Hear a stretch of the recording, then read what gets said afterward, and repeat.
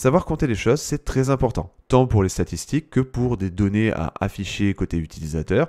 On a toujours besoin de savoir compter. Et dans notre application Laravel, on va essayer ici de compter le nombre de produits dans chaque catégorie. Donc pour vous montrer un petit peu le contexte, j'ai ici mis en place une petite application Laravel avec des produits liés à des catégories. Donc c'est une relation many-to-many avec, comme vous le voyez, une table pivot. Il faut savoir que il y a des produits qui n'ont pas de catégorie et il y a plusieurs façons de faire. L'idée ici, ça va être de vous montrer que ça dépend de certains cas et éventuellement de vous faire découvrir quelques petites techniques. On va déjà commencer par le simple count, c'est-à-dire une façon bête, entre guillemets, de compter. C'est donc ici retourner un tableau. Je vais prendre, donc dans mes catégories, j'en ai 3. Donc je vais prendre pour la catégorie Electronics les produits, d'accord, qui ont donc des catégories et pour la catégorie qui a le nom Electronics. Derrière, je vais chaîner count. Et ici, avec Ray, pour pouvoir afficher la requête qui a été faite en amont, je fais un Ray show query, de façon à pouvoir les afficher dans mon outil. Ce que je vais faire, c'est réactualiser ici simple count. Je vais ici corriger la petite erreur parce que c'est juste une virgule. Et ici, on voit qu'on a 3 produits dans la catégorie Electronics, ce qui est vrai. On va regarder un petit peu la requête qui a été faite. Donc moi, ça me dérange un peu, même si la requête a été assez rapide, parce que je n'ai fait ici que pour la catégorie Electronics. Il faut s'imaginer qu'on va devoir faire une requête pour chaque catégorie. Et en plus, nonobstant cette update decision qui n'a rien à voir, on voit qu'on fait un select count from products et derrière on fait une sous-requête à cause entre guillemets du whereas où on sélectionne tous les produits, donc toutes les catégories ici, où on vient faire une jointure sur la table pivot et ensuite on va limiter par produit et aussi par catégorie qui a le nom Electronics. Ce qui fait qu'on va se retrouver juste avec le count des produits qui ont des catégories et qui ont donc la catégorie Electronics. Ce qui va nous donner 3 au final. Si j'ai envie d'avoir le reste de mes counts, je vais avoir besoin ici de faire autant de requêtes que de catégories. Donc déjà ça peut être problématique et à la longue ça peut poser des soucis. Mais c'est une façon de faire si vous avez au final peu de produits, peu de catégories. Donc j'ai également ici une catégorie qui s'appelle Else, je crois, et une autre catégorie qui s'appelle Homme. Donc là, je vais revenir sur ma page et je vois que j'ai 3 produits dans Electronics, 6 dans Else, 4 dans Homme. Et si je reviens au niveau des requêtes, évidemment, j'ai eu 3 requêtes de fait et à chaque fois, la sous-requête est différente puisque c'est adapté au nom. À partir de là, le constat est assez simple. On se dit, pourquoi pas faire juste une seule requête et filtrer derrière à partir des collections et des méthodes des collections de Laravel. Donc l'idée, ça va être assez basique. On va récupérer ici le code que j'ai inscrit dans simple count. Je garde mon Ray show query. Je vais simplement récupérer mes products à ce niveau-là en faisant une requête simple où je récupère tous les produits, mais j'oublie pas digger loader mes catégories. Ça va me permettre d'avoir accès à mes catégories, de faire mon filtre. Et pour Electronics, par exemple, ce que je vais faire, c'est récupérer Products, faire un filter. Donc je vais lui passer ici mon produit. Et à chaque fois que je tombe sur un product, je vais juste récupérer ces catégories. Et dessus, j'ai la méthode contains. Je peux filtrer par le nom ou le nom égale Electronics. Et après avoir filtré tout ça, je peux tout simplement faire un count. Donc là, je vais faire exactement la même chose en changeant à chaque fois le nom de la catégorie que je veux filtrer. Donc je vais ici revenir sur ma page, réactualiser et j'ai exactement les mêmes résultats. Si je regarde au niveau des requêtes, forcément, la requête ici est toute simple, on récupère tous les produits et derrière on a Ligger Loading qui me permet de récupérer les catégories pour les produits que je récupérais. Donc déjà, c'est plus optimisé en apparence, mais forcément, si on a beaucoup de produits, encore une fois, ça peut poser des soucis. Alors finalement, depuis tout à l'heure, on essaye d'avoir le count des catégories. Est-ce qu'il ne serait pas plus intelligent de partir du modèle qui nous concerne, le modèle catégorie? On peut, grâce à Laravel, faire un withCount qui nous permettrait d'avoir le count des produits directement. Et ensuite, je vais vous montrer une petite astuce pour pouvoir construire notre tableau assez facilement.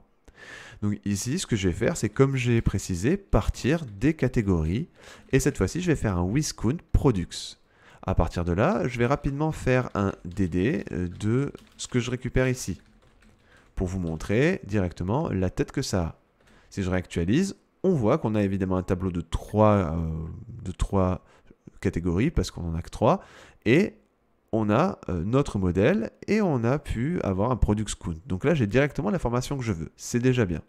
Au niveau de la requête, il n'y a pas de surprise, on sélectionne toutes les catégories, et ensuite on vient faire notre sous-requête, donc ça c'est l'ORM qui va le faire sous le capot, où il récupère bien tous les produits, donc il fait un count depuis les produits, et il va encore une fois faire sa jointure et limiter sur les produits qui ont cette catégorie-là. Donc ça va permettre d'avoir le count. Maintenant, le problème c'est que moi c'est pas très optimisé.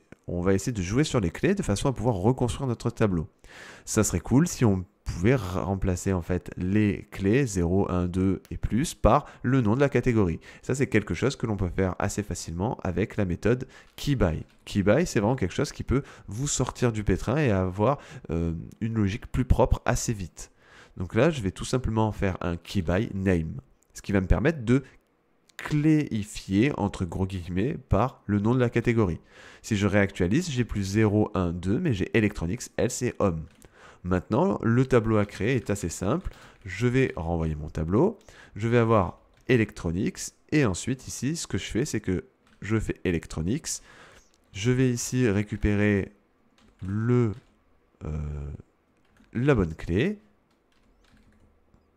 Et dessus, j'ai directement le Product Count.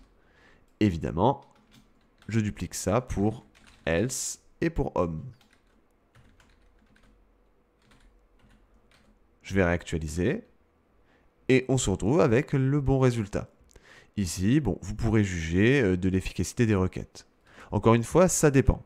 Ici, depuis tout à l'heure, en fait, on essaye d'utiliser l'ORM Eloquent. Mais parfois, parce qu'au final, quand on se pose 5 secondes, on se rend compte qu'on a déjà toutes les informations directement en fait depuis notre table.